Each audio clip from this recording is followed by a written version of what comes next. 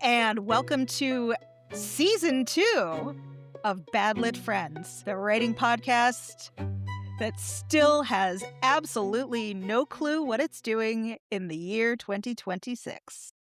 In fact, we refuse to know what we're doing. Absolutely not. Well done, us. I'm Meagan Thompson-Mann, and this is my co-host. Hi, I'm Kirk Rafferty. Thank you for joining us for a new season. We can't believe that we actually finished a season. Granted, we started it halfway through the year, but still, it's an achievement. And we won some fancy fake Spotify Internet Awards Yes, at the end of the year. I'll take it. So I'll thank take you it. for making us. God, I don't even know what these things are called. Oh, they're like flair. Yeah, they're flair, but they're our flair.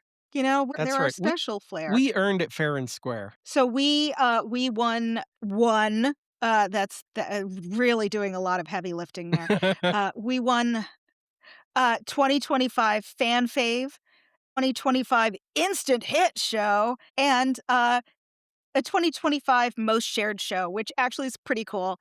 And to all of our listeners, including our new ones, thank you very much for making our dream of having a podcast that only a couple of hundred people listen to real. So, but by the end of the year, it's going to be more like 600. So I promise you this, I will not rest until we win the FIFA Peace Prize. it is doable.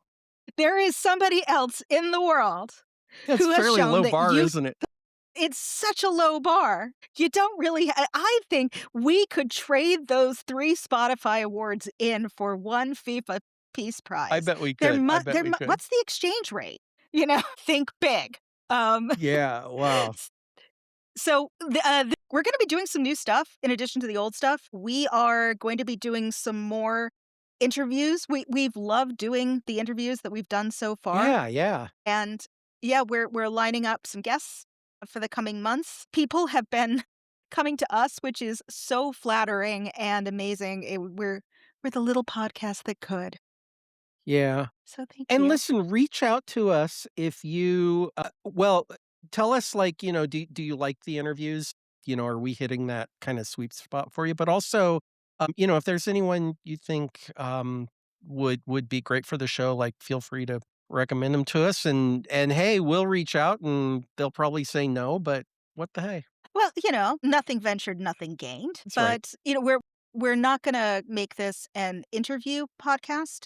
There are so many other writing podcasts that do amazing interviews, people who know what they're doing. We don't. We muddle through. Also, we kind of want to focus as well on writing and talking about the writing that you're doing in addition to talking, with people who've had some success. And we want to be the ones talking, quite frankly. We are so full of ourselves that we want to be the voices trickling in through your earbuds. Kirk is my favorite narcissist. It's true. So I'm my second. It is a favorite requirement narcissist. for the FIFA Peace Prize. God, we're halfway there.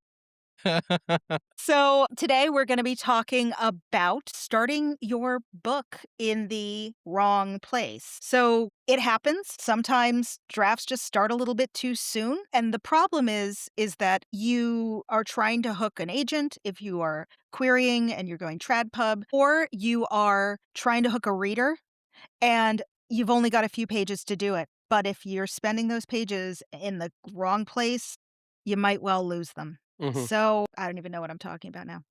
But before we get on to it, how's your writing going? My writing, so I've hit one of those stalls, and I do this invariably with everything I write. I stall for a while. And so I'm stalled. I'm just kind of noodling with it. I'm playing around with the outline. I'm kind of just, in the doldrums right now. I still love my idea. Just I'll figure it out. I have faith in you. So Thank you. it is an incredibly cool idea. So I can't wait to see it get a It little is. bit further down. Do I need to be an asshole with you and bug you about this You might have you bug to. me? You might Okay. have to. Yeah, Okay. yeah. It might just, yeah, exactly. Yeah. Okay. How about you? Where are you at? So I took 12 days off over the holiday season, and I just wrote a lot. So you took 12 days and actually wrote, okay. I took 12 days and Yes, I and did almost nothing. okay. No, I took 12 days and wrote a lot, a lot, a lot, a lot, a lot. And I think that I wrote 3 or 4 whole chapters and fixed problems that were raised in my writing group Mhm. about one of the chapters that they read, and it was really, really useful feedback, and I think I fixed my problem. I'll find out when we have our rating group, which is not next week, but the week following, if they these poor women, I'm going to wallop them with, like, 6 chapters and be like, "Hey, what do you think?" I feel really bad for them, but it's been really good. I am oh my god, a new character walked into the plot as I was writing, and I realized, like, "Oh my god, this person is so crucial to the plot and fixes problems that I had in the beginning, fixes problems that I had at the end, and also opens the narrative out a little bit." So, Nice. I have been really loving being with this person. That was probably the most exciting thing about the writing, but I think that I may have a first draft, and do not hold me to this, but by the end of February. Wow, So, okay, I'm pretty okay. excited. It's I'm pretty gonna cool. hold you to that Pretty cool. anyway. We'll see. We'll see. We'll see. We'll see. Yeah. And I am incorporating feedback that I received from the lovely Laura B, who is one of my betas, and her feedback has been fantastic to receive and really has I knew helped that it me would be. I knew fix that it some would be. issues. It Yeah. was really good. Thank you, Laura. Thank you. So, all right, let's talk starting in the wrong place. Question first for you. Mhm. Have you ever done this? Have you ever Yeah, I started in the wrong have. place? Yeah. Okay. Tell me about it. So I think I mentioned before that I've had numerous false starts on novels. I've also made every writing mistake that you ever could, including my opening chapter starting with a dream, and the dream was by the chosen one character. All kinds of disasters in this one particular book that I'm thinking of. But I started in the wrong place, like with a dream, right? Nobody wants to read a whole chapter just to find out that, and then they woke up and, in a cold sweat. To be fair, there was an entire season of Dallas that was a dream. This is really dating me. I was a very small child when Yeah, Dallas was on. I'm not familiar with this show. It must be before my time. Oh, yeah. Oh, that's right. I know. Kirk is a well-known tiny child. Definitely Gen Z. Fellow He's always kids. talking to me about these things like Riz, and no That's cap. right. So I don't 6, know 7. why he allows me to. That's right, 6, 7. Yeah, it's easily enough done. I have done it myself in another abandoned. Actually, now that I think of it, 2 abandoned Mhm, works in progress. One where I've talked about before, where it opened it opened with weather, somebody talking about the mhm. weather, somebody who had recently woken up, somebody who was looking in a mirror. It was slow. It was pretty. It was slow. It was very slow, and I didn't when I read it again for the first time in about 3 years, I thought, I have no idea what's going on here. Why would I read any further? Why would I go any further? And then I had another one where it's a good chapter, it just doesn't belong in the beginning. Mhm, mhm. It's somebody posting on an internet message board. So, why do writers do this? I did a little research this time. We're growing up. This is how you can tell Bad Lit Friends is growing up a little bit. I actually did some research. I will put stuff in the show notes. But from reading around, these are some of the reasons I found. And this is the one that I actually found was the most interesting and also the one that hit the closest home. We are writing our way into the story. We don't know what this world is. We might have outlined, we might have a lot of notes or whatever. There might even be characters that we've worked with before, but we don't know this story. So we're like clearing our throats and me, and it is not the right place.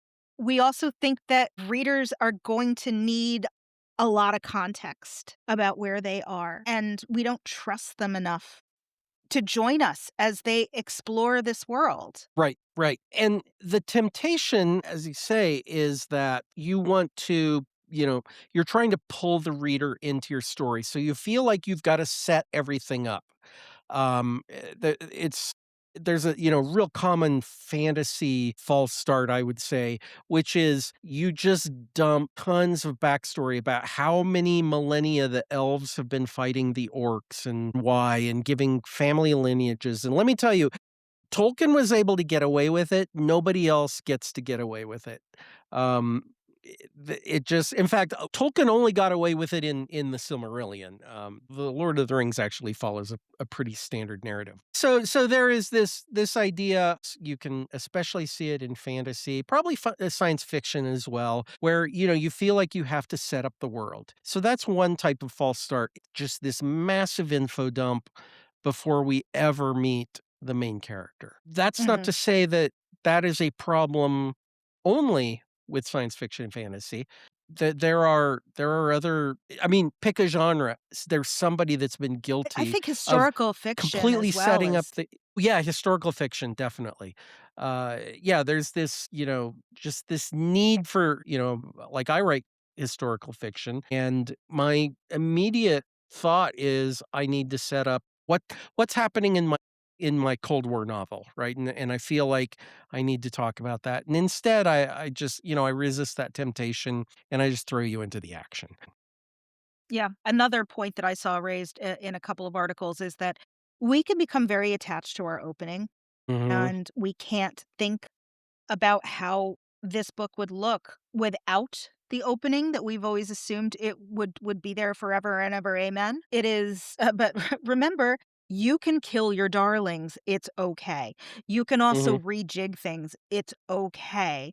But I am guilty of this. I can't imagine not having X in my opening. Well, I actually, got rid of some stuff from my opening that I really liked, but people were like, "It's distracting," or "It doesn't." The feedback I got in this round of betas was like, "You do a lot of really good place setting, but I'm not connecting with her closely enough because she's a character who is kinda puts a lot of emotional distance between herself and other people. Even though that's who she is, and she is consistently that person throughout the book, you can't do it in the beginning. There needs to be there can be a little bit of interiority that can express it. So, it's changing. Like, even now, I'm changing it because it's not starting in the right place. It needs to start where she's connecting. I it happens. It's very easy to happen. So And, a good litmus test to that, and I'm jumping a little bit ahead here, but, if you could scrape your first chapter out, like, if you could start reading from chapter 2 onwards, and maybe that actually sounds a little better, um, yeah. that's probably a good sign that you've started in the wrong place. And you never have to feel bad about, like if like you say, if you've fallen in love with your first chapter, you don't have to delete that first chapter, like, just save it somewhere Mhm. and pull from it maybe in later chapters.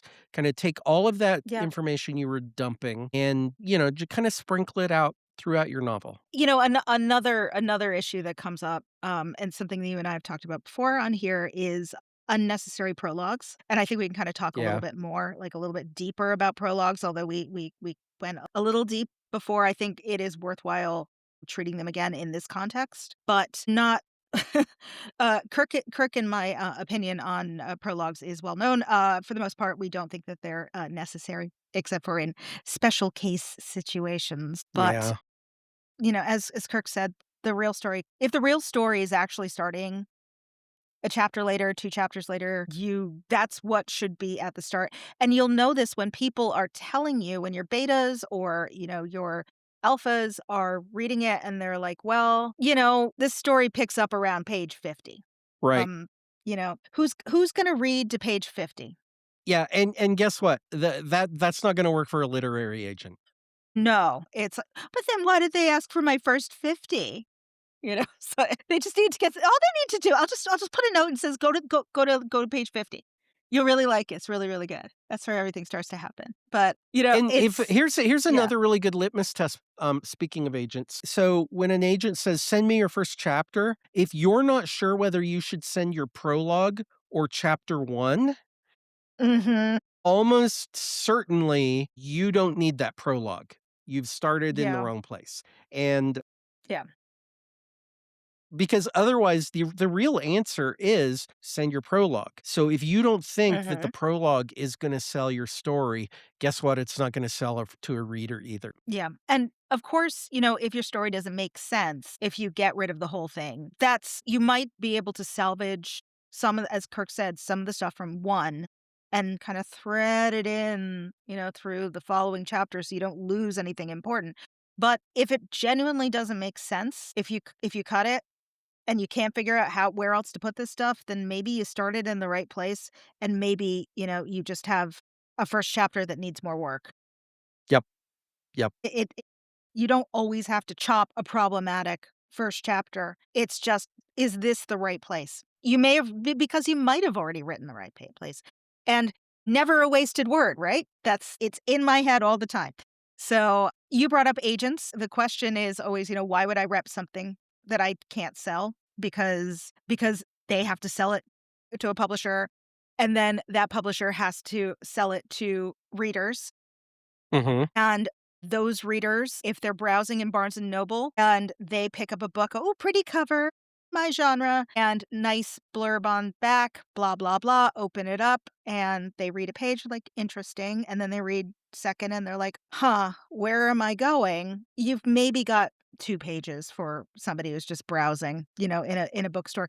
Or if somebody has already bought the book and then they start reading it, these are the people who are gonna, may get close to reading your 50 pages before it starts taking off, but they're gonna ask themselves like, "What the fuck did I buy this for?" Or, Yeah. "Why the hell did I, check this out of the library? What's the point of all of this?" So, you might argue that, well, hey, at least I made the sale, right? But they're gonna, like, 1 or 2 or 3 star you on Goodreads, and, um, that one sale is gonna cost you, 50 sales. It Made always up comes back numbers. to capitalism. It It always does. comes back to capitalism on Bad Lit Always, Friends. always, always. It gets good later, I promise, it's only gonna work on your mom if you're lucky. I don't my mom hi, mom. My mom loves me. I think she would also tell me to go stuff myself if I said it gets good later. So, don't try it. And also, there's some argument that how your book opens is going to reflect the pacing of the rest of your book. Sure. So, even if you have a real cracker of a book after chapter 1, the first thing it's like driving up to it's like going house hunting, right? And you drive up and you see a house, you have curb appeal. If it has curb appeal, you're going to go inside. If it doesn't and you're like, "Ugh, like my god, this needs so much work," you're not gonna go inside. You're not gonna even think about buying the house. If your book looks okay on the outside, but then you open it up, your first page is your curb appeal. Yeah. Nobody's gonna go any further if it's boring. And the thing is, you're capable of doing non-boring stuff. So, don't let it get you down. And in fact, when I'm looking at a book, unless it's an author who's, they could put anything out and I'll buy them. I have a very small list of authors that, Me too. who could just put out a pamphlet and I'll pay $10 for it. But if I'm looking for a book, I will read if I'm on Amazon, although I don't actually buy off Amazon, books off Amazon anymore. But I will go to the sample pages and Mhm, I will read those first pages because my assumption is these are your most polished pages because at mhm, some point you submitted to a literary agent. Or if it's an indie pubbed book, at some point, you still as an indie author, you're putting your best foot forward, you're putting your best pages, first pages forward. mhm. So my assumption is these first pages are going to be your absolute best pages. So if you don't hook me right away, then I have no expectation that your story will get better. Maybe it will. I've DNF'd too many books to to fall for that trap. I get what you mean. I've done it too. And, my bookshelves are a graveyard of books that, I had every belief in, and even some that had, really good, like, first 1 or 2 pages, and then, maybe 3, 4, afterwards, it starts getting draggy, and Mhm. there everyone says, "Oh, you just gotta keep reading them." I'm like, "Do I really? Are the book police coming after me?" You don't need to read it, and since nobody needs to read it, why not do the thing that makes people want to read it? You're As Kirk said, even if you're an indie, you've got betas, and those people are giving you feedback, and they're gonna tell you whether or not something's wrong. And they might be wrong, but if you keep hearing the same things over and over again, it's something to take on board. Of course, you may be a very stubborn person and say, "Why do you think that my ugly baby is not the most gorgeous ugly baby ever?" And also, I am essentially the Michelangelo of modern publishing. Can you not see art, fool? That's okay. You have other problems than having, not a great first chapter. That's okay. We're not talking to you. Bless you, my child. But, where should your book start? Where do you think a book should start? Your book should start as close to the inciting incident as possible. I think that's pretty, grounded advice. I think that's the advice that you're gonna see everywhere. It's gonna depend on a lot on genre, but, you don't you Mhm. you don't have to start right when somebody stumbles over the body, but you wanna start somewhere that kinda piques the reader's interest. You wanna hook them as early as possible. You'd better be hooking them within the first couple pages. What? Your world is your hook? So My world is my hook. so sorry. You could start the moment that the main character's world is disrupted, things change. So you've got a question that has already been asked right at the beginning, and now you're going to figure out how that question is going to be answered throughout the next 300 or so pages. Mhm. So that's another idea. I mean, these are some basic ideas. I am sure that there are other good ones.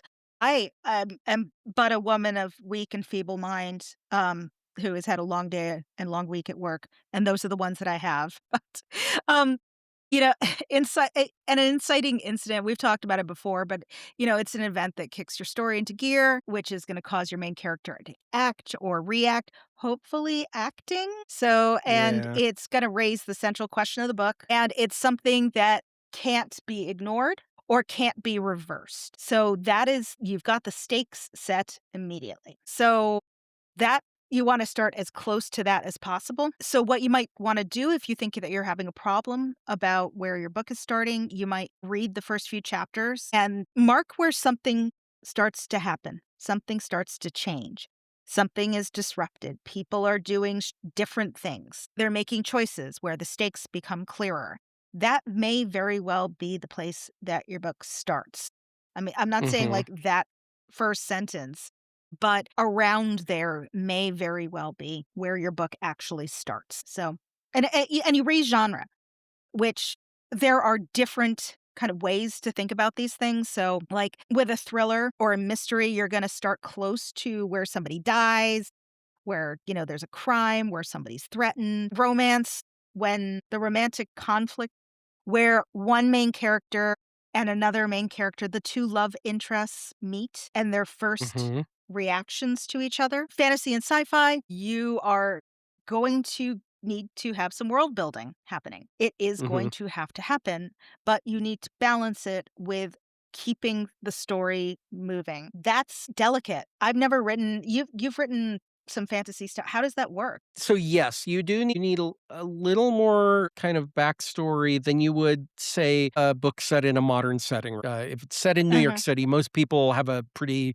good understanding of New York City, even if you've never been there. But if you've never been to Tatooine, you might, need a little bit of backstory. I'm mixing movies and books here, but yeah, actually, Star Wars is a really good example. Star Wars starts with this epic space battle. You don't need to know that there's this big empire and that there's this little rebellion and that, the you've got this evil emperor and his dog Darth Vader. You're immediately thrown into this space battle, and as the story progresses, you learn more and more about this universe, actually. It's the same way, I would recommend writing fantasy or science fiction is just get us interested in your main character. Sprinkle the backstory around, but, we really wanna focus on your main character, and Mhm, it will come as you're writing or as you're outlining or both, mhm, you will see the opportunities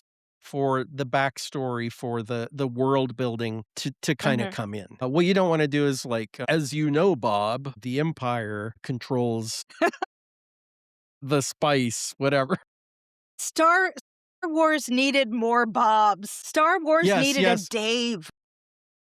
Uh, Seriously. God. And yeah, what was it with all the young weird adult names? I don't what? understand that. No, go ahead. I don't understand. I mean, there was a Luke. I mean, that's Yeah, pretty normal. yeah, Leia's pretty normal. uh-huh, and It's then what? yeah, Chewbacca, what the hell? that's a perfectly Use cromulent Earth name. names. God, you're so provincial, I know, you know? we could cut that. It's a good thing you're editing this week. Mhm. So, young adult, you're gonna need an immediate hook. That's just how it is. Your hook is your world. Sorry. Sorry, I'm just always gonna be saying that. I can't stop saying that. And literary upmarket, I'd say this is an upmarket writer. You can start a little bit quieter, but you absolutely still need some tension going on here. Or nobody's gonna be interested. You're not writing Bleak House. I say this as somebody who loves Bleak House a lot. It has an absolute corker of an opening, but nobody wants to read these days about fog rolling in, ancient dinosaurs rolling down the streets of London. That's not going to get people excited. People wanna be excited. For better or for worse, we have shorter attention spans these days, Yeah, and that's I'm not definitely a saying choice. it's definitely a choice. Also, if you haven't read Bleak House, please do. It is I have not absolutely read worth Bleak it. House. I will. It has spontaneous human combustion. What else do you need? You need a 19th century novel that is really, really long that also has spontaneous human combustion, I promise you. Can I tell you something? When I was a kid, I must have been, I'm gonna say, like, 9 or 10 maybe. My dad explained spontaneous human combustion to me, and that was a fear I had for years. Me too. Me too. You know how, like, we had a fear, like, we thought quicksand was gonna be a bigger problem than it actually was? Like, for me, spontaneous human combustion was a worry that 10-year-old, 9-year-old, Yeah. whatever me was just, like, obsessed with. Yeah. Oh, yeah. Yeah. Did you see the photographs? Did you see any of the I photographs? think so. I think we were watching a, you know what it was? Was it like Secrets of the Unknown or What something was like that that? Leonard Nimoy show? Yes, In In Search Search of. of. In Search I of. Yes. think it was an episode of In Search of, and yeah, so they showed, like, the Mhm. photos and stuff, and I'm like, The "You feet. can just be sitting in your chair watching TV and then poof, you're in flames." You're just gone. You're sitting in your ugly 70s, avocado Yeah, green tweed yeah, recliner, watching, like, Howard Cosell. Current references only, people, and the next thing you know, poof, you're gone. yeah, you're just, Yes. like, on fire. Yeah, that concerned me. Anyway, And, some examples I thought of how different genres, approach this. Um, Hunger Games, you start with Reaping Day. It's a great place to start it, right? Everything's changing, and you learn so much about the world, who these people are, about their connections with each other, on smaller and larger scales. It's a really good place to start. and for a book that is very action, oriented. There's not a lot of action in that scene, right? But Mhm. it's an Mhm. immediate hook. It immediately sucks you in, and you Mhm. are completely invested. Yeah, it's a great example. And you learn the rules of the world very Yeah, quickly and very yeah. economically. Yeah, she does a great job with that. Pride and Prejudice. Bingley's coming to town. There is no backstory about the Bennets. You're just here, and all you know is that there's this rich dude. He's got a lot of money. There's a family with a lot of daughters. Like, Yeah, we got some money problems, like, and hello. he's going out a wifing. Yep. That's and, Gone Girl. Amy Yeah, disappears. yeah. It's and now what? Well, a lot of what? So, And what do you it's been a while yeah. since I read Gone Girl. I feel like I mean, she doesn't disappear, like, on the first page, right? But it's like No. it's sort No, it's he soon. goes about his normal day. What I remember is that you feel this tension building up, like, everything sounds right, but then everything sounds kind of wrong too. Like, I don't know, I thought it was I just remember that first chapter. Now I need to go back and read it because I don't remember exactly what it was about that first chapter, but that first chapter, like, just grabbed me. Mhm, it's I also have not I've not read it in a very long time too, so but, Don't use you it as a were comp. no, don't use it. What was the crazy comp that you got, like Anna Karenina or something like that? As Yes, a yes, I comp comped when you my were other book to Anna Karenina. That was for the what was it? Wild Pitch, not Wild Pitch, that was oh, for yeah, yeah, the Unhinged Pit or something like that, Unhinged Pitch, yeah, so yeah. yeah, yeah. You were talking before about backstory, where what are you gonna do? What do you do with all the shit that you cut, right? So not so you can recycle your shit that you cut. I mean, Mhm, not all of it, but this is the stuff that helped you understand the story. It's the stuff that helped you get into the story. So it's in your head. It was really useful for you for setting the place for yourself. You can reuse it where it makes sense, but only if it makes sense. You don't have, we say never a wasted word, but you don't have to reuse. You can waste a couple of them. It's if it makes sense, bring it in.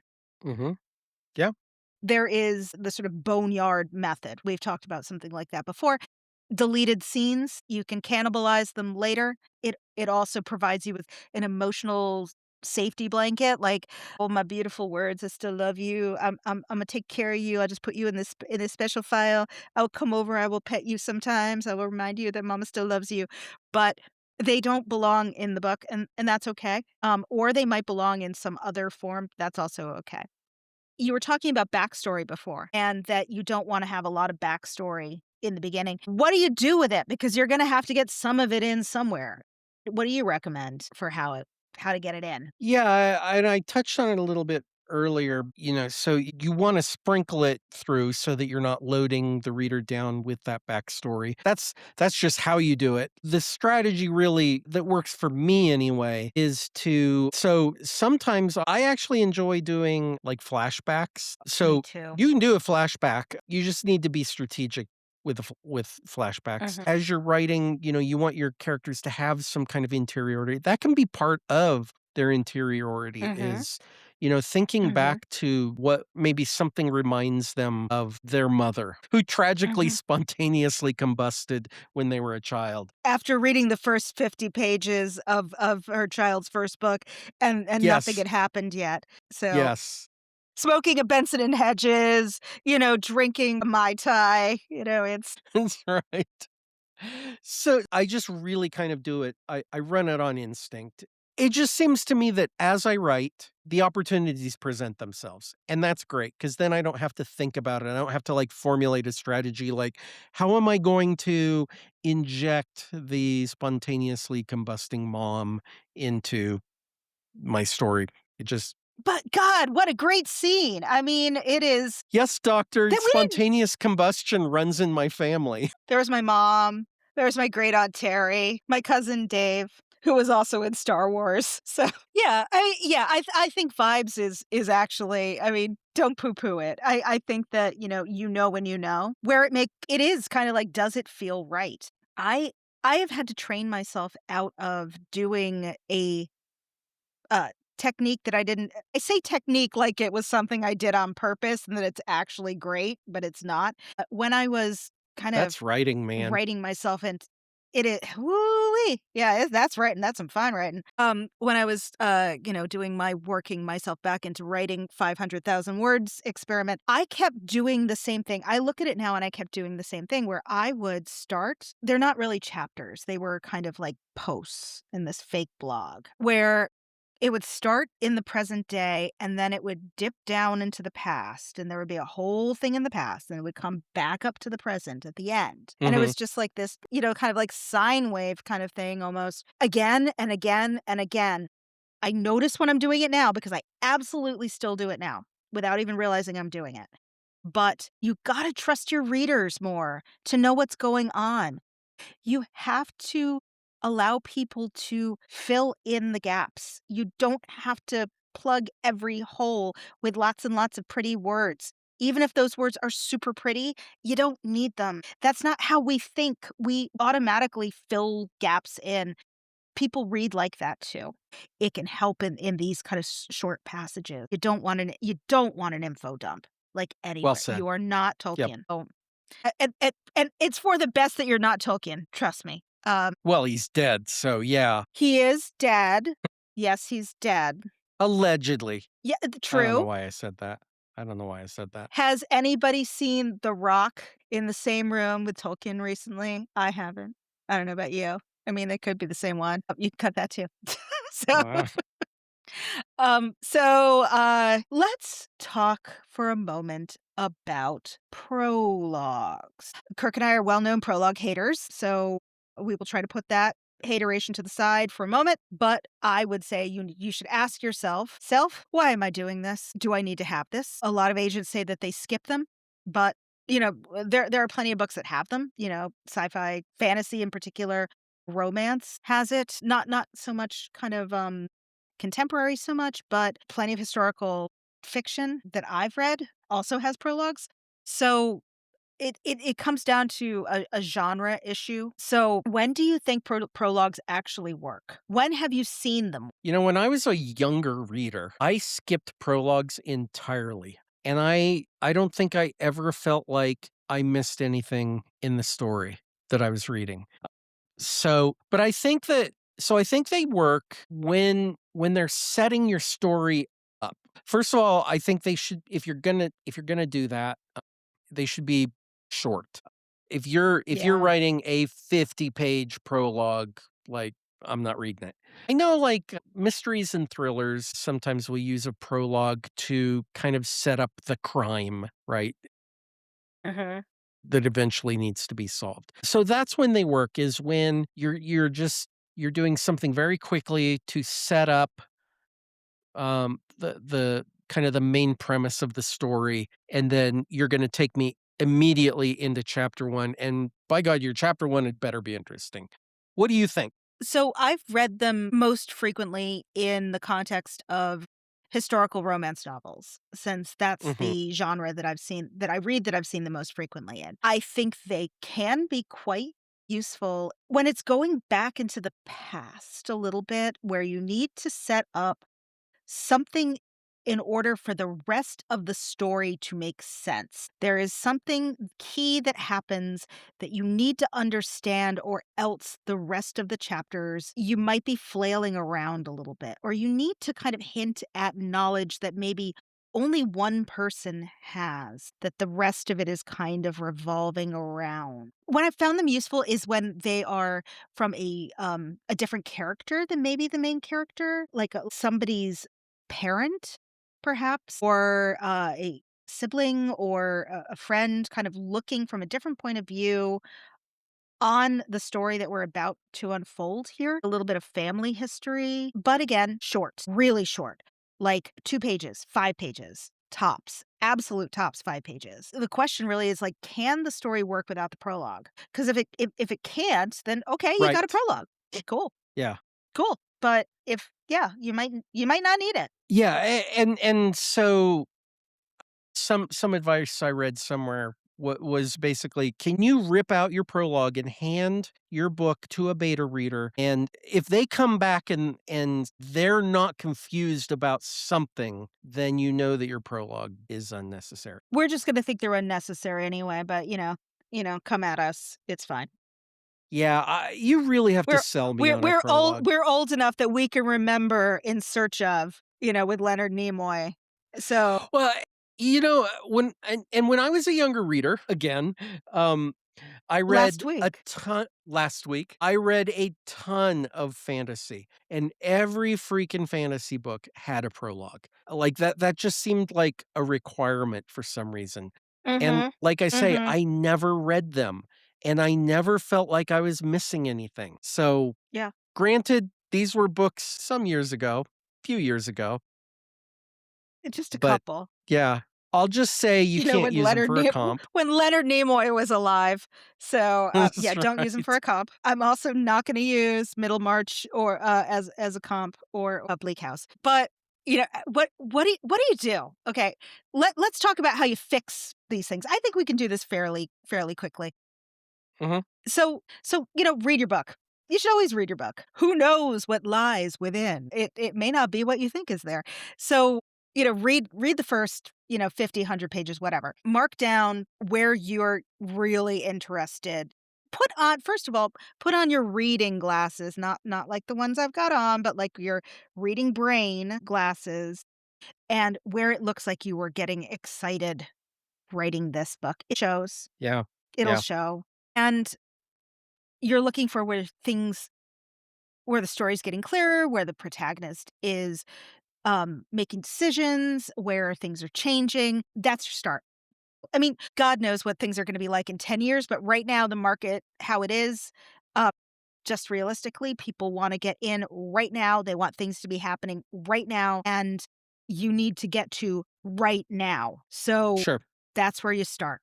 Your book is competing with so many more things than, than it would have been even 10 years ago, right? You are competing with social media, with streaming everything. Your book needs to grab somebody over a TikTok video. You need to get somebody to turn off heated rivalry and just for a Yeah. moment and stop watching your gay Canadian hockey show and read your book. So then after you've done that, do a little, temporary chop and start reading from whatever your new chapter 1 is or the new scene 1 is. And does it make sense? Because if it makes sense, then you're going around in the right place. If something's missing, can you now that you've chopped, can you move things in later? Okay. Mhm. So then you gotta do the revision. You might need to do some new writing to make it all make sense, but you can do it. Then you're gonna need more eyeballs. You're gonna need your not your alphas, actually. I think at that point you're gonna need your betas and see if they are more interested now. Are they still saying, "Well, it gets pretty good at 50 pages." Now it gets good like 25 pages in. So keep tinkering. There y as we said before with, you know, Amber has a second book she had to write by a certain date, but you do not have a certain date if you are not a person who has been given a deadline by your publisher or by your agent. It is for you. I say I'm going to have book 2 done by the end of February. I'm probably not. I don't care. I'll be, disappointed, but I'll just have another hot toddy. I'll get over it. It'll be fine. And also, I say this as somebody with a severe anxiety disorder. Don't get stuck in your anxiety about your book. You Yeah, gotta for sure. trust your readers to understand what's happening and trust them to be smart. They're smart, most of them. So, maybe not the guy who got the FIFA Peace Prize that's reading, your tender gay He's not reading. Canadian hockey He's not romance. reading. Is he watching Heated Rivalry, though? This is what we really need to know. And if we got him to watch Heated Rivalry, could it get him away from thinking about Greenland? Wow. Maybe he's just thinking about ice. He's thinking a lot about ice. So maybe You if we might have give just him cracked world peace. Thank you very much. I need my FIFA Peace Prize right now, please. So if your readers are confused, then obviously you're gonna need to add some stuff back in. But, this is your thing. Just do it. You can be as wild or conservative as you want. You're you're just looking to make it make sense, make it engaging, make it a book. Whoa. Whoa. You blew my mind there. Oh my god! This is why I need the Peace Prize. So, I should there's a guy out there that got one. I should ask him if he'll let me have it. We're gonna hand out the Bad Lit Friends Peace Prize, which is even Yes. swankier. Yeah. It is. It may or may not be a Burger King crown, but But it comes with a real, um, Corinthian leather, um, medallion. Yeah. current references only. Naugahyde? I don't know. Naugahyde, this is going to be your Nutmeg State story hour, right here. Naugahyde is so named because it is named after the town of Naugatuck, which is, not too far away from where I grew up in New Haven, just kinda west in the Naugatuck Valley. And they produced Naugahyde in Naugatuck. This is the content that people listen to Bad Lit Friends for. I have so much Connecticut lore. If I can drop in a little bit in every episode, I'd be Yeah, very yeah. happy to. I have Yes. many, many, many, many topics.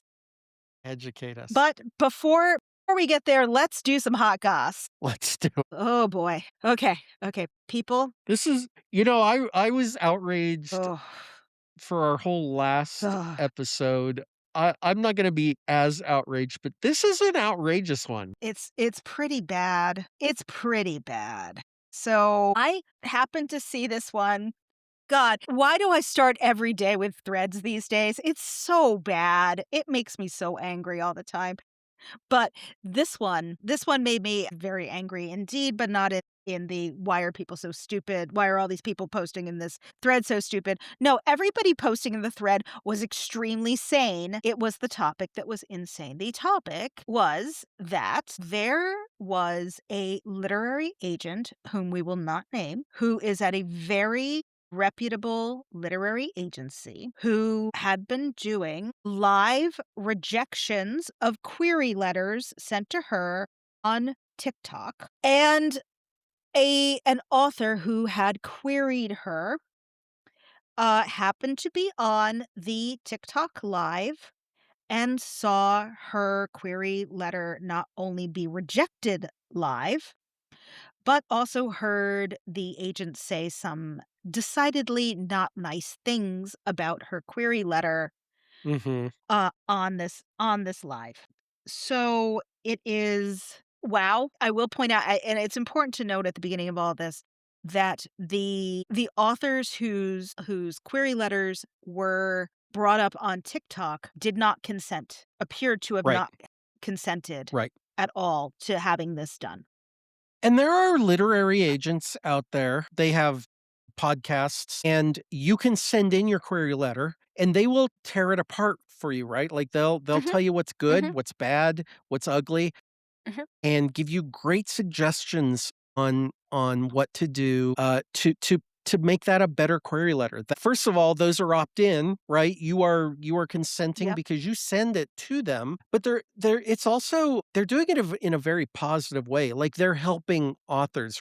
This is a very so first of all, as you said, this was not opt-in. Nobody consented to this, and it was very crass the way she did it. Mhm, And, mhm. unfortunately, we only have secondhand accounts to go by because it was TikTok live, and to my knowledge, nobody's actually, like, captured that video. Yeah, But, from what I yeah. understand, she was reading at least parts of query letters. Is that right? Mhm, mhm. Yes, she Yeah. was reading it. She was not reading them verbatim, but she was summarizing them. and giving enough information that authors who happen to be listening in, if they were so, and it wasn't just one, we'll link in the show notes to the TikTok of the author who to whom it happened. She discussed her experience, but there's also a Reddit thread where there are multiple people who queried this agent who have since realized from the timing of their rejections, matching it up when this agent was on doing TikTok lives, that they probably also had their query letters discussed. And other people had been on these lives and said that the agent was saying things like, like, "I can't believe, anybody would ever want this book. Like, I just can't see it." Yeah. Unnecessary. There's the question of whether the agent might have even been incentivized to be a little bit, meaner or whatever Well, on sure, these sure. They're in lives it for because the it gets clicks, right? eyeballs. They're in it for Yeah, the clicks, right? yeah. So, you might get a perfectly polite rejection email, but Mhm.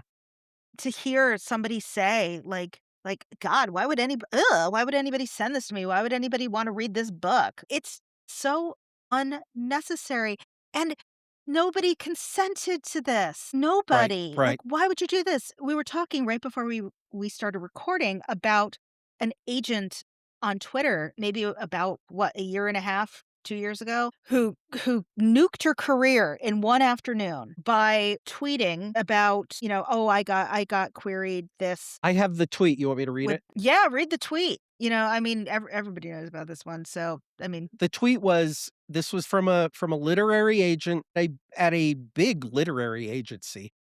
Mhm. She wrote, "Just read a query that was essentially The Road meets Deliverance," and in parens #YA. "And now I want someone to write this for me, please." #I'm writing, #I'm querying, #MSWL. There's no way that if you had written this novel and gotten a rejection from this agent, there's no way that Mm, you don't know that that's you, right? So she's yeah, basically saying, "I got this query and I didn't like it, but I like the premise enough that I'm now casting my net out to the internet. Please write me this book so yeah. that I can read a good version." She was fired for that. The same day. Yeah, The the same day. same day. As far as I know, this agent in question is still employed. I'm in two minds about what should happen here, about whether or not she should be fired or whether or not she should treat it as a teachable moment and do better. She's already, you know what? She's already blacklisted herself. She's already being talked about like, don't query this person. So she's done it to herself. I don't have a lot of sympathy for her. It's cruel. It's just cruel. And also, I mean, think about it. Like, if she's your agent right now, how do you trust her Right. to be the person who's out there going to bat for you every day? It would destroy my trust. Yeah.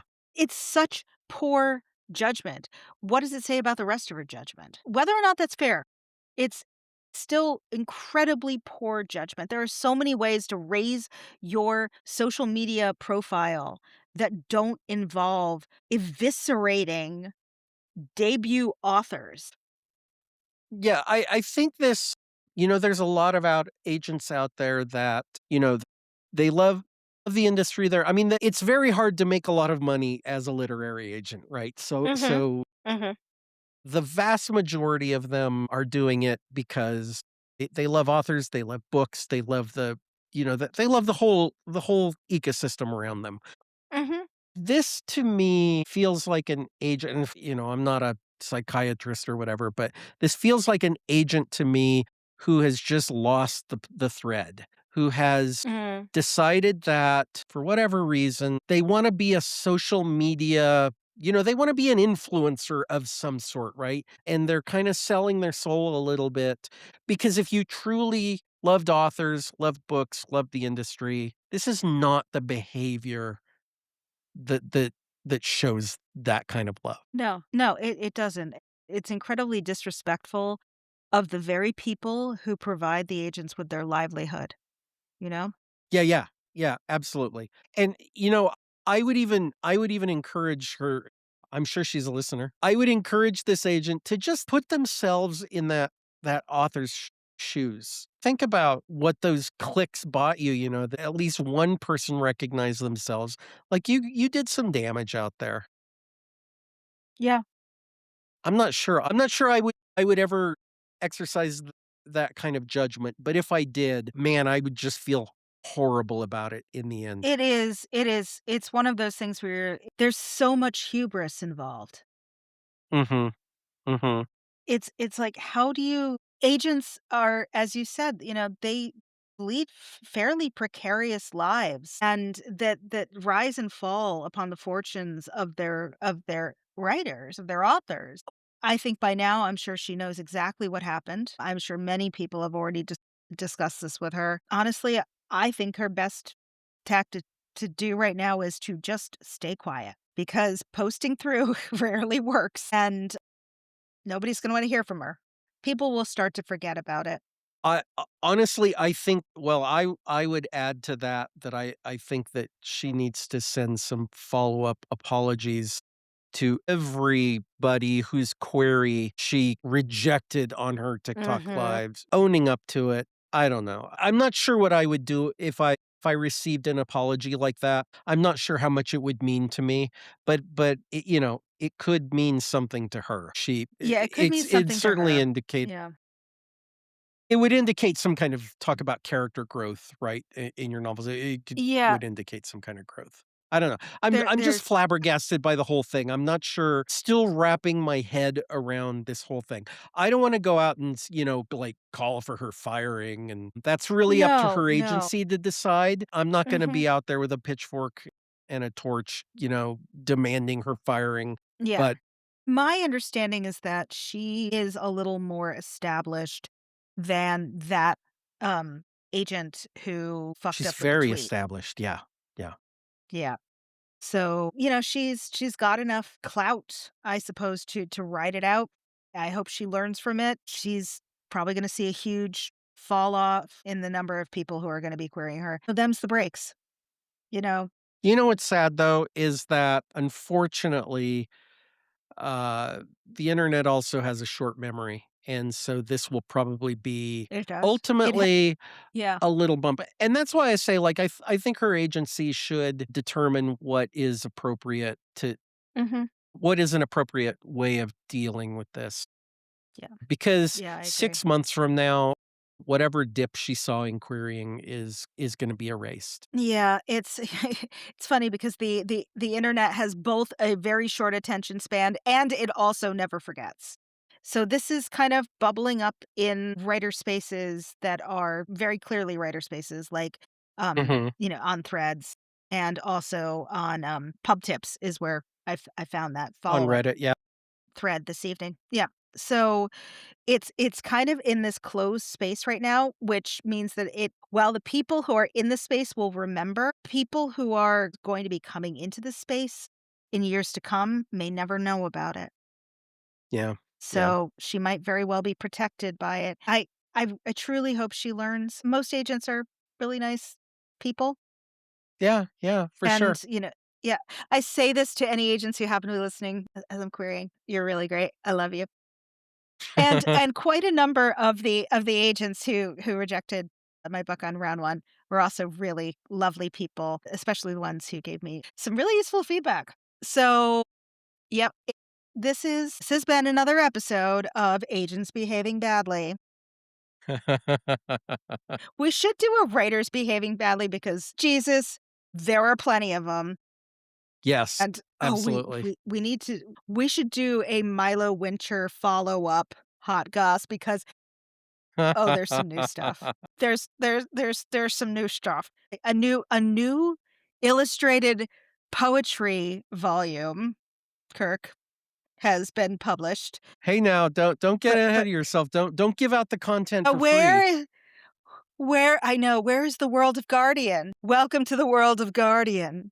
So, so the main takeaway from tonight, besides the fact that spontaneous human combustion will absolutely kill you, is that Your first chapter might not be your real first chapter. That's totally cool. Don't worry about it. You can kill your darlings. As always, kill them lovingly, put them in a grave that you can then dig up, zombie, zombie, zombie. It's all good. So start where things change, not where things are normal.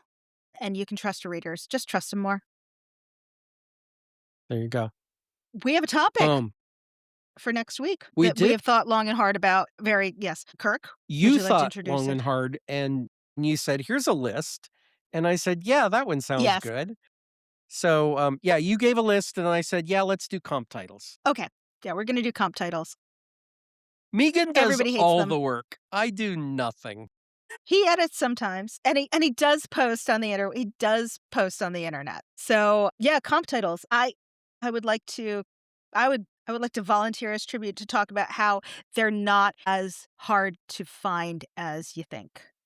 You just need to adjust your way of looking at what a comp is. They're not scary once you Oh, no, kind of you can't figure give it out away. You how can't give to away the turn the secret. key. You have to wait for Well, we can cut all of the this next stuff. episode. They're big and scary. They're big and scary, and we're gonna teach you how to slay the dragon.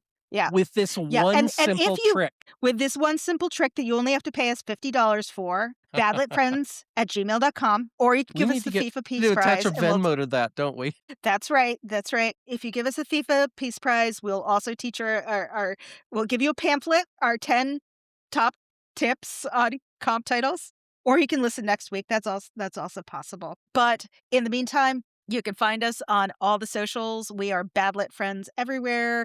We're on Bluesky. We are on Threads. Still both terrible and wonderful. We are on Instagram. We are also on YouTube. Just realized there were 2 episodes I had not made public. They're all public now. Go enjoy them, watch them, have fun. When I say watch a static image and listen to us talk. There you go. And review. We got a new review from Anne, who was on last month with us. Thank you, Anne, for Yay, your thank you, review. Ann. We need more reviews. Give us more reviews. Rate us. That's even easier than leaving a review. 5 stars. And also, share our podcast with other people. If you like it, Tell recommend it to everyone your about friends. us. Tell your bartender. Tip him and tell him we talk about spontaneous human combustion. Mhm, He mhm. might think we're a totally different kind of podcast, and he'll listen and be hooked. Yeah, Your just like hook is that. your world. But until next time, sorry. But until next time, we will see you then. Bye.